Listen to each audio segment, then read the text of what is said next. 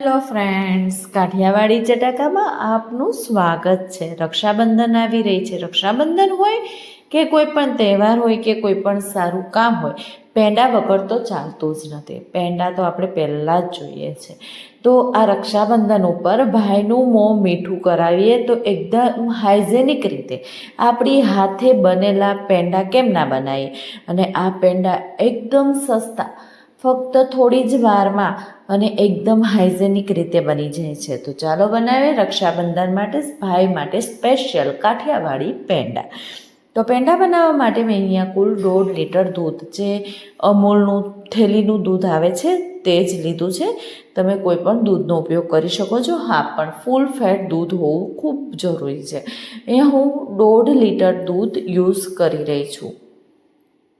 તો આપણે આ રીતે કોઈ પણ મોટી કઢાઈ લેવાની છે. એને કઢાઈના તળિયે થોડું ઘી, એકાદ ચમચી જેટલું ઘી લગાવી દેવાનું છે અને તેમાં આ રીતે દૂધ નાખી દેવાનું છે. હવે આપણે આ ગેસની ફ્લેમ છે ને ફ્રેન્ડ્સ, ફૂલ જ રાખવાની છે. હું છેલ્લે સુધી તમને બતાવું છું કે ક્યાં સુધી ફાસ્ટ રાખવાની છે. આ રીતે ગેસની ફ્લેમ ફાસ્ટ રાખીને સતત તેને હલાવતા રહેવાનું છે.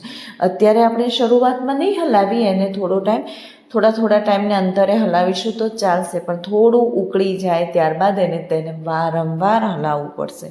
તો અહીંયા આપણું દૂધ ઉકળવા માંડ્યું છે અને એકદમ સરસ બબલ પણ થવા આવ્યા છે. સાઈડમાં જે મલાઈ ચોટે છે તેને આપણે ઉખાડતા જવાનું છે.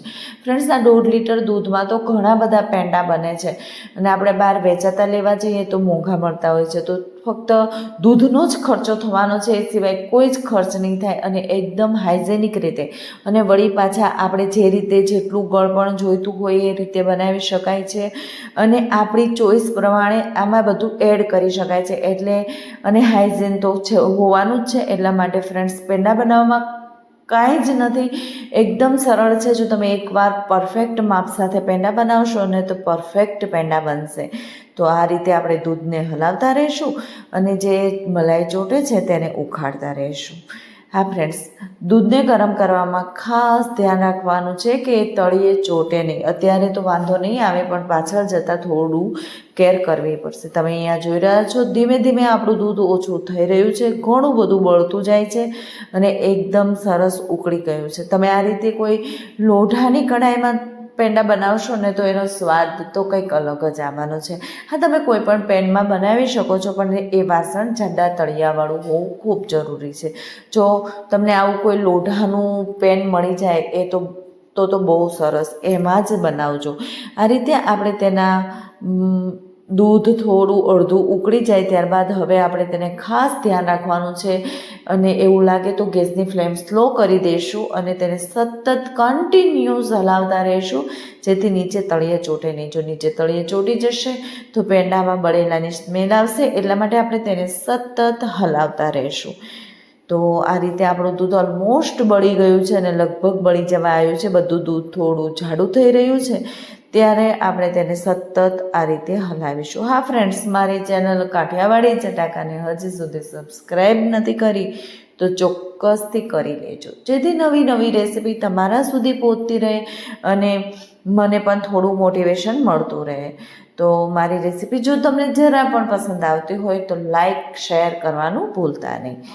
તો અહીંયા તમે જોઈ રહ્યા છો, ઓલમોસ્ટ બધું જ દૂધ બળી ગયું છે અને એકદમ જાડું આપણું દૂધ થઈ ગયું છે. આ સમયે આપણે આટલું જાડું થઈ જાય ત્યારે આ સમયે એક નાની વાટકી જેટલી મેં ખાંડ લીધી છે અને તે આપણે ધીમે ધીમે એડ કરી દેવાનું છે. આ પેંડામાં આપણે ના તો મિલ્ક પાવડર ઉમેરવાના છે, ના તો માવો બહારથી એડ કરવાનો, ફક્ત ને ફક્ત દૂધમાંથી જ આપણે પેંડા રેડી કરવાના છીએ. અને આ પેંડા એટલા સરસ બને છે ને, જાણે કે પહેલાં કાઠિયાવાડના થાબડી પેંડા, અને કાઠિયાવાડના પેંડા તો આમાંય ફેમસ જ છે, તો દૂર દૂરથી લેવા લોકો આવતા હોય છે, એવા જ આ પેંડા બનવાના છે. તો ખાંડ નાખી દીધી છે, ખાંડનું બધું પાણી પણ બળી જશે ત્યાં સુધી આપણે તેને હલાવવાનું છે. અત્યારે પણ હલાવવામાં થોડું ધ્યાન રાખવાનું છે, કેમ કે નીચે તળિયે ચોંટવાની સંભાવના છે, એટલા માટે આપણે તેને હલાવતા રહીશું. હવે ખાંડ નાખ્યા બાદ આપણે તેને ત્યાં ક્યાં સુધી હલાવવાનું છે, એક આ સમય ખૂબ મહત્ત્વનો છે. આ વખતે તમારે બધું જ ખાંડનું પાણી બળી જાય અને તમે તેને હલાવો ને ત્યારે થોડું વજન લાગે, મતલબ કે પરાણે ખસે એટલું ગાઢું થઈ જાય ત્યાં સુધી આપણે ગેસની ફ્લેમ ચાલુ રાખી તેને આ રીતે હલાવતા રહેવાનું છે. હા ફ્રેન્ડ્સ, બધું જ ખાંડનું પાણી બળી જશે એટલે એકદમ કડક માવો થઈ જશે. તો અહીંયા થઈ ગયો છે. આપણે ગેસ ઓફ કરી પેન નીચે ઉતારી લઈશું અને આ રીતે બધા જ જે મિશ્રણ છે પેંડા માટેનું એને ફેલાવી લેવાનું છે, જેથી એ ફટાફટ ઠંડુ થઈ જાય. આપણે તેને અલગ વાસણમાં લેવાની કોઈ જરૂર નથી.